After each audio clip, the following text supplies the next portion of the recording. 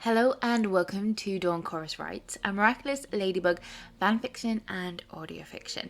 This one is written by Jheqia, narrated by Dawn, myself, hello, and it is a special lyrical one-shot she wrote for me. You are the reason for hitting 1.6 subscribers, and I just want to say a massive thank you to her and to you guys for subscribing, and if you haven't already, press that button. And this one is for With Love February season. All of Jheqia's information is down below in the description. Go and send her some love. Go and send some love for the beautiful, amazing artwork in the thumbnail. All her information is down below, so go and send her some love. Send me some love by smashing that like button. Comment down below what you think of it, and subscribe if you haven't already, and enjoy. You are the reason. Marinette's POV.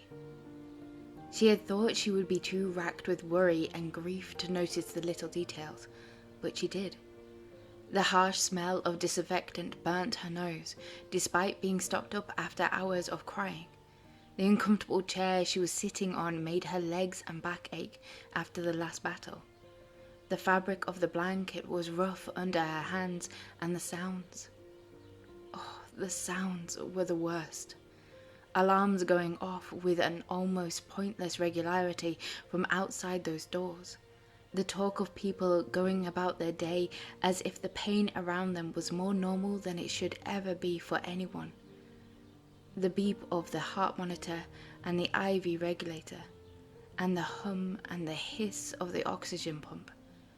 The raspy purr coming from the little cat Kwame, curled up amidst the towels of golden hair on the pillow.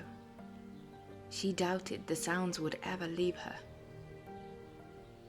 Marinette, you need to sleep, Tiki whispered from her purse. Her little friend had given up trying to get her to go home, but she was still fighting to get her to sleep and eat. I can't sleep, she replied hoarsely. More to the point, she didn't want to. Too many terrors waited behind her eyelids. It was better to deal with the one fear in front of her. She replayed that day over and over in her head, trying one impossible scenario after another. The Akuma, Shadow Moth and Mayra appearing under a cloud of tainted butterflies. Her friends going down one after another until it was just the two of them left. Let's go back to what always works, a duo. You and me against the world, my lady. Old words, but new meaning. Cat, don't get too close. Feathers that she blocked, butterflies she captured. The cane had a sword inside? A flash of black. She felt the blade go through Kat's chest as if it was her own. Blood. So much blood. She remembered the green light washing over Kat's face, revealing Adrien's beautiful green eyes staring up at her in pain. There, in that moment, the world stood still around them. He reached up to touch her face with his bare hand. I'm sorry, he whispered. Adrien, Cat, no, I can't lose you both. You are so beautiful. His fingers ghosted across the edge of her mask. Forgive me? No, I won't let this happen. Lucky Charm. A small box landed in her hand. Adrien's hand cupped her face as he gave a raspy chuckle. Job comes first, little bug. You taught me that. Go and get them. She pressed his hand against her cheek, oblivious to the tears that poured from her eyes. What about you? I'm just gonna take a cat nap. See you next patrol. You better, she sniffled, or I'll come and kick your butt. I know where you live now. I'll look forward to it. His voice was slurring and his eyes were glazing with pain. I love you, my lady. In case I never... His eyes roll back in his head, but his breath still rasps in his chest. The world went red. She took a deep breath, her heart pounding, sickening in her chest. "There goes my heart beating hard again," she said to the still form on the bed. "I can't tell you how many times that has happened to me around you. I never told you. I never imagined it, even after all these years. 'Cause you are the reason I didn't fall for Cat, Adrien. We never knew, and now I'm losing my sleep over you. You silly cat. Please, please come back to me." Her eyes burnt, but she had no more tears to shed now. She was dry and ached from crying.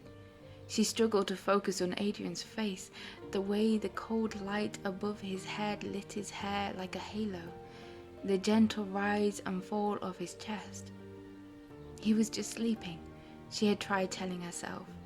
He will wake up and smirk at her with his green eyes dancing and make some stupid cat pun about coming off worse in a cat fight. There goes my mind racing. "You know how I would always get flustered around you at school?" Marinette sniffled and rubbed her eyes with the heel of her hand. "And then that first time with Stoneheart, and again with Miracle Queen.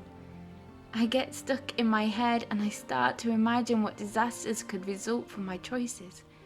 I wouldn't have made this far without you. I know things have been rough and I haven't made it easier, but I tried." Marinette broke into dry sobs and felt Tiki and Plag cuddle against her neck until a wave of grief passed. She put her hand on top of his as lightly as she could. The hand that had held hers and she never appreciated. The hand she had wanted to hold and had never dared to reach for. "You are the reason that I'm still breathing, and I'm hopeless now without you," she whispered, feeling the calluses from countless hours of fencing practice. "Tiki, are you sure there's nothing Ladybug can do for him? I'd climb every mountain and swim every ocean if it meant bringing him back." "I know, Marinette. The ladybugs fixed what they could, but his body is in shock. All we can do is wait and hope." She sighed. She knew that, but her heart ached for her partner, her friend, the one she loved until it vibrated through her like a symphony of pain. "You have no idea the hours I have spent planning the craziest things just to be with you. Most of them didn't work out as planned, but that is me all over. Without the suit, I'm a walking disaster, especially around you. I know I turned you away so many times, but if you come back to me, I promise I will go on as many dates as you want. I'll laugh at your puns. And I'll even let you call me Bugaboo. Just, please, please come back to me and let me fix what I've broken."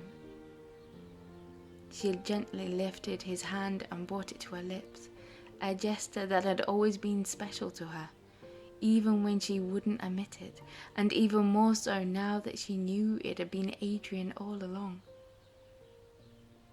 "Adrien, please, I need you to come back to me, 'cause I need you to see that you are the reason I'm still here. Any of me, all of me." She rubbed her cheek against his fingers, eyes fixed on the blanket. "I promise I will tell you. I'll tell you I love you every day for as long as you will let me. Just give me one more chance." Her hands trembled, wrapped around his. She looked at them as if they belonged to her. There goes my hands shaking. That's me. Good old Marinette the mess. Did I ever tell you about the day we fought Felpina and I nearly gave up my Miraculous? It was because it was you. It was Adrien being dangled from the Eiffel Tower, and you knew it was an illusion and couldn't tell me how you knew. Well, right now, you are the reason my heart keeps bleeding, and I need you now, my kitty. And if I could turn back the clock, oh, I don't know how many times, I'd make sure that we won earlier, that the light defeated the dark sooner. So I would spend every hour of every day from now on keeping you safe, the way you have always done for me, and I never deserved it. Miss, said a soft voice from the doorway, we need to check his vitals and take some blood for testing. You have some friends waiting for you in the waiting room. Why don't you take a break? I'll make sure someone comes to get you the moment we're done. I want to stay, she said, eyes never leaving the figure in the bed. A soft hand touched her shoulder. Marinette? Her eyes jerked up. Maman? What are you doing here? You need a break, sweetheart, Sabrine murmured. Papa and I closed early. We wanted to be here so you can get a break. I don't know, she replied, stroking the hand in hers. I want to be here, in case he wakes up. I know, dear. He knows you're here, but he would also want you to take care of yourself. That was his job. How do you think he would feel seeing you like this? Her maman had a point. Since the battle with Shadow Moth had been filmed by news drones, Adrien's de-transformation had been broadcast live, and when Marinette refused to come home afterwards, her parents had put the pieces together. There had been no scolding, just some crying and a very proud Tom declaring he always knew his princess was amazing. But she wasn't his princess anymore. Her prince was lying in a hospital bed, and she didn't know if he would make it. Her heart contracted painfully at the thought of never seeing his beautiful eyes shining at her, his smirk driving her crazy, his stupid puns, his kindness, his optimism, him. He would fuss at me, she said, wiping eyes that had started tearing up once more.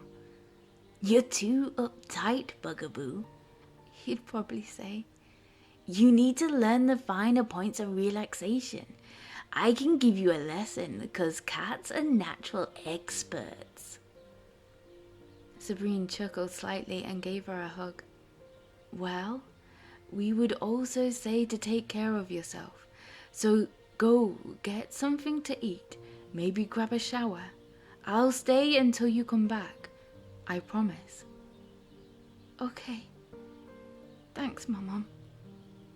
Love you, sweetie. We are so proud of you. Marinette left as a bevy of nurses came into the room, hugging her papa as he stood outside the door.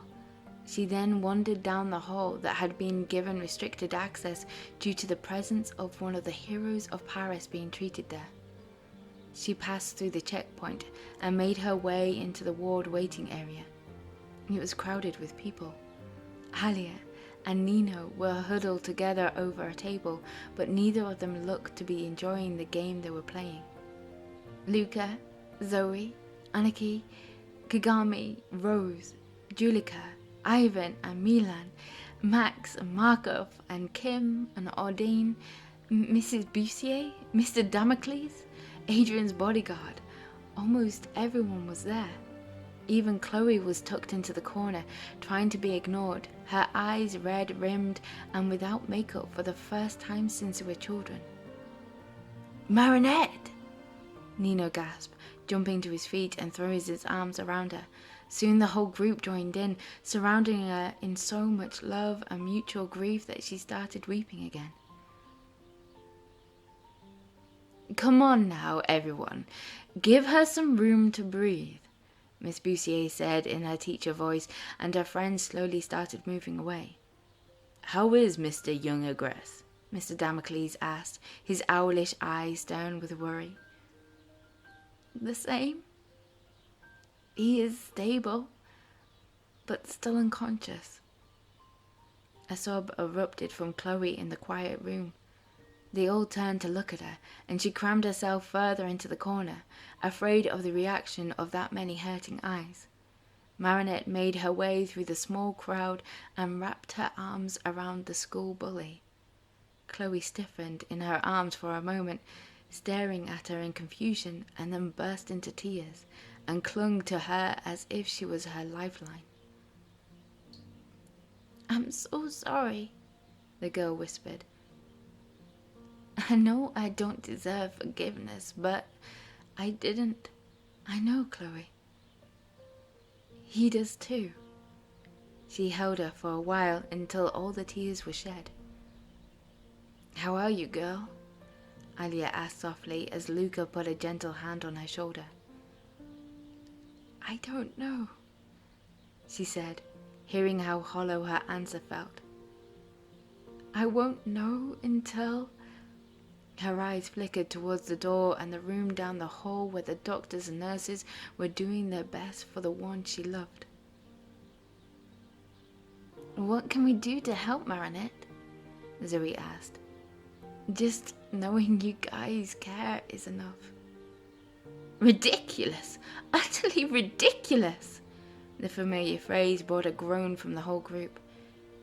Chloe! Alia warned, her eyes burning at the shunned girl. As if us crowding a room is worth anything. She leveled the glare at Marinette that had terrified her for years. When did you last eat? Shower? Change clothes?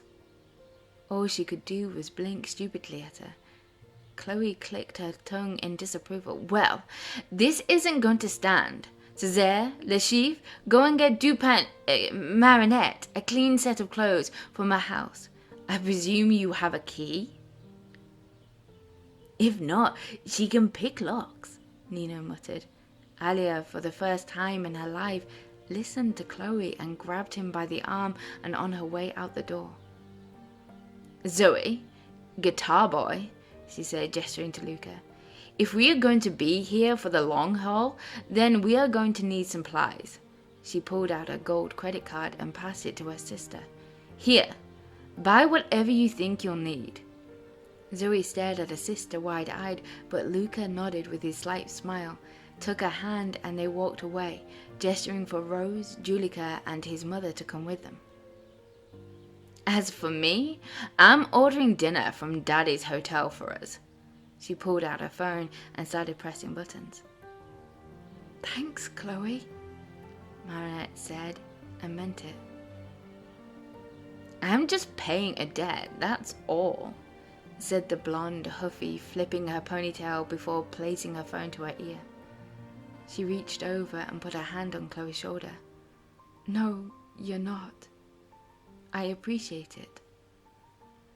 Alia and Nino returned in less than an hour with a small pink rollaway. Her friend took her to the washroom set aside for waiting family members and stood guard over her to make sure she was showered.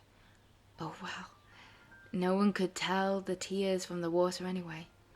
She moved as if through a fog, letting Alia and Kagami argue over her hair and clothes, as if it mattered.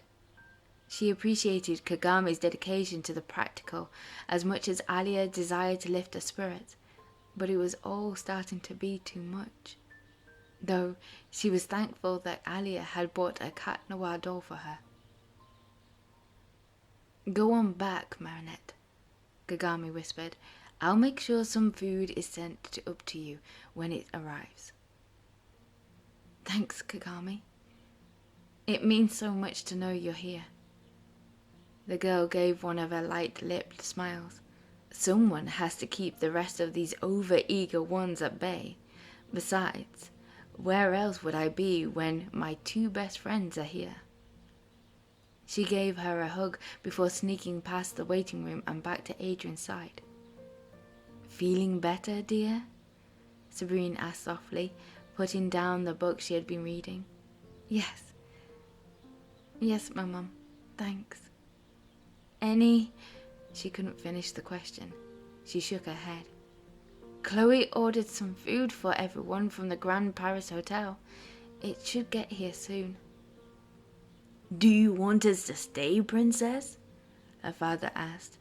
She winced at the nickname and shook her head. A lot of the gang are out there, and I think they might need a calming influence. Chloe decided to take charge. All three rolled their eyes. Okay. If you're sure.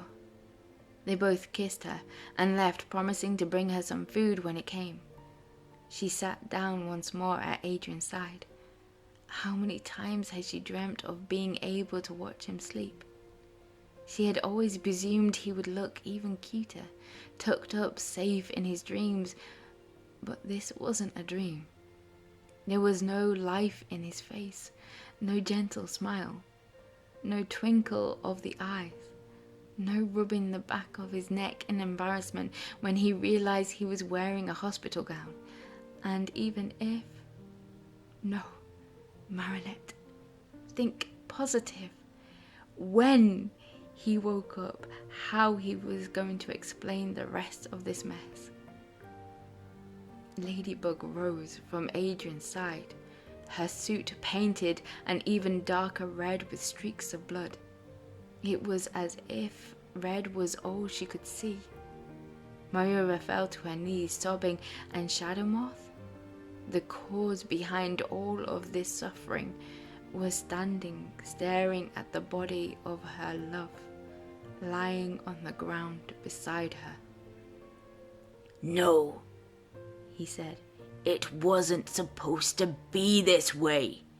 It wasn't supposed to be him. He took a step forward, hand outstretched, but she snapped her yo-yo at the other hand, knocking the sword from his loosened grip. The sword stained with blood. Adrien's blood. He turned to her, angry tears streaming from his eyes. You girl, you love him. He is your friend, your partner. He loves you. Set this right. I beg you. Not until this is over, she growled. Are you a fool? He is dying while you stand there. Fix this, hero of Paris. His voice turned hard. He turned his hand over and glared at her with hatred in his steel gaze. If you can't, then give me your Miraculous and I will do it myself. She felt rage boiling inside of her. I will never let you hurt him again, Gabriel. He blinked, taken aback. How?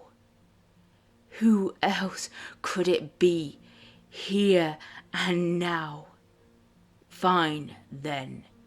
If you won't save him, then I... Her yo-yo flew faster than the eye could see, a living extension of herself. Wrapping her enemy in its cord, she yanked him towards her with all her might. He crashed into her slight frame, but anger made her a wall of iron. She ripped the butterfly brooch from his chest, her eyes never leaving his as the purple light passed over him. 1,617 times, she growled into the face of Gable Agress. What? That is how many times you have killed your son, and I had to watch. She released him from the yo-yo and flung him from her with every ounce of strength she had. Ladybug turned to Mayra, but she had already detransformed and was holding out the peacock brooch in trembling hands. Take it, please, Natalie whispered, tears streaming down her face. Just set things right. I never wanted to hurt him. She took the two long-sought jewels back into the safety of her yo-yo and threw the lucky charm into the air. She watched as the ladybug's cure swept over Adrien's body, but his eyes never opened. No! Gabriel cried behind her as the sirens wailed. What have I done? Marinette sat in the chair beside Adrien's bed and took his hand in hers, rubbing his fingers against her cheek. "You're free, my kitty. I just wish I could tell you. Plan for the future. I know you hate modeling, for all you're good at it. Would it bother you that I still want to design? But I can design so many things. I'll give up fashion design if you want. We can start completely afresh, you and me. University? A big wedding. You've always been such a romantic, Kitty. You'd like that. A big house, 3 kids, pets, maybe a porch where we could watch the sunset together.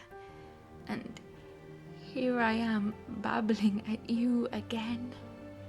She sighed and rested her chin on the bed railing, idly scratching behind one of Plag's ears as she stared at his face. "And just so you know, I'd gladly grow old with you, Kitty. The whole world is ahead of us. We can climb every mountain together, and we could swim in every lake and ocean. We could even run away to an island somewhere. It doesn't matter. I would go anywhere just to be with you. You see, I need you. And it's to fix something for me. You know how clumsy I am. You know what I've done. I have gone and broken my heart over a boy. His name is Adrienette. He's about so tall, blonde, super handsome. He's a famous fashion model. Oh, but that isn't why I fell in love with him. 'Cause I found he is patient and kind. He's always there for his friends whenever they need him, and he's my best friend. I need you to help him see me, Kitty. You'll always do that for me, won't you, Cat?" The beeping of the heart monitor and the hiss of the oxygen mask were her only answer. The artificial light dimmed slightly, indicating it was night outside. Her mother brought food, but Marinette didn't remember what it was or how it tasted. It was just something to get her stomach to stop complaining, but she was grateful for the cookies and the wheel of camembert that Alia and Nino had bought for the Kwamis. The hours stretched on. New nurses came and old ones went. Time trickled slowly by as she was lost in the memory of green eyes. "It's been years, Cat. Do you know that you are the reason that I got accepted into the design program? I was fretting about it one day about 6 months ago, and you asked me what was wrong. I said it was just something about school and my future, and you know what you told me? You said, 'You'll be amazing whatever you decide to do, my lady.' I asked you how you could know that, and you said, 'Because I know you, and you're already amazing.' So I plucked up the courage and sent in my portfolio. I got the letter the day..." She couldn't finish. That day was branded on her heart, and only he could heal the wound. Her eyes burned, and her bones ached with weariness, but she wouldn't take her eyes from his face. "I don't want to fight anymore, Cat. I'm too tired. I've gone through too much. I don't want to hide anymore. I want you to visit me on my balcony and have us both know the others' names. I don't want to cry anymore. I can't do this on my own. I've always needed you. I'm sorry if I ever made you feel I didn't. Just come back.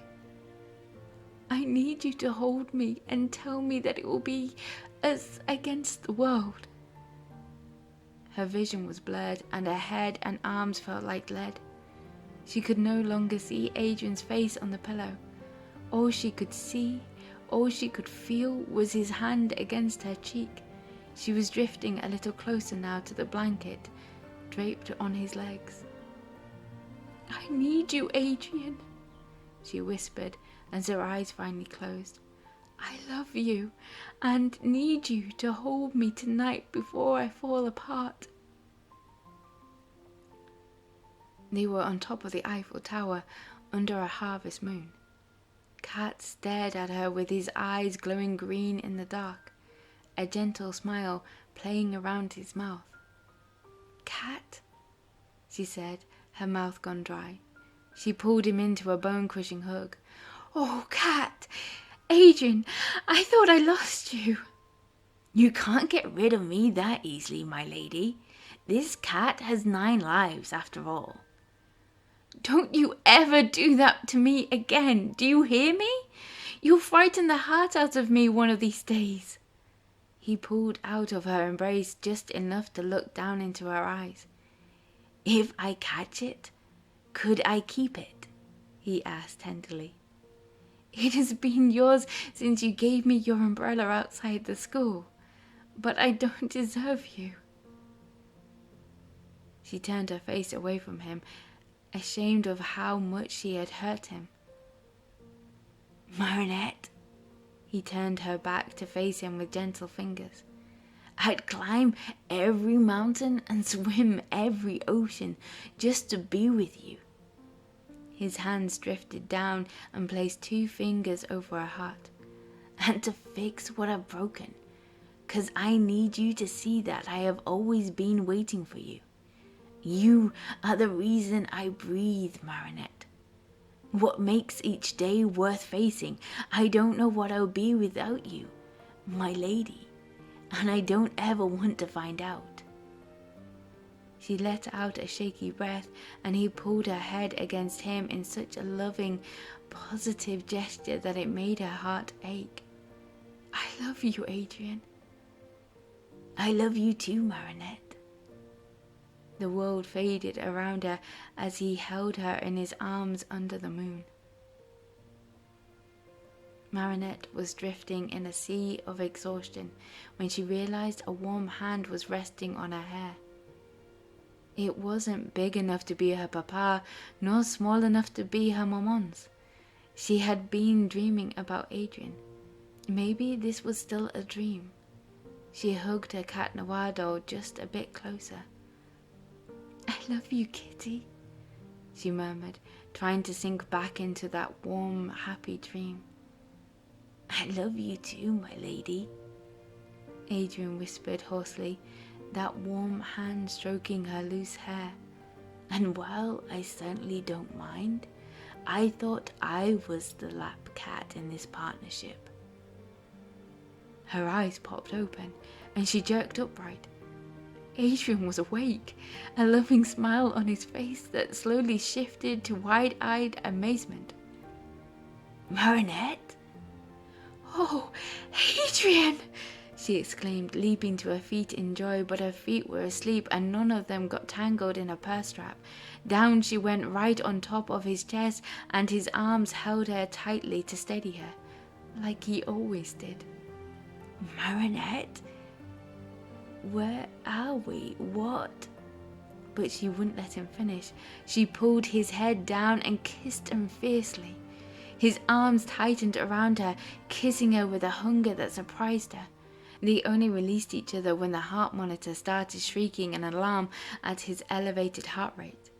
2 nurses came running into the room along with Alia, Nino, and her parents to find 2 furious, blushing teenagers staring at each other in awe. They took in the position of the 2 and laughed. Tom was laughing through his tears, bent in half so he could pour out all of his pent-up emotion into his wife's tiny shoulder. Sabrine just beamed, tears of joy and relief rolling down her face. Nina was grinning fit to split his face, and Alia whooped and hollered. Finally! Yeah! You get him, girl! Adrien and Marinette exchanged glances as the nurses pushed the 2 apart to check his vitals. Neither let go of the other's hand. Marinette doubted she would again. It was still her and her kitty against the world. Thank you for listening. You are the reason. Whew, that was an emotional lyrical one shot. Make sure you give loads of love to Jheqia for writing it, and make sure you give me loads of love by smashing that like button.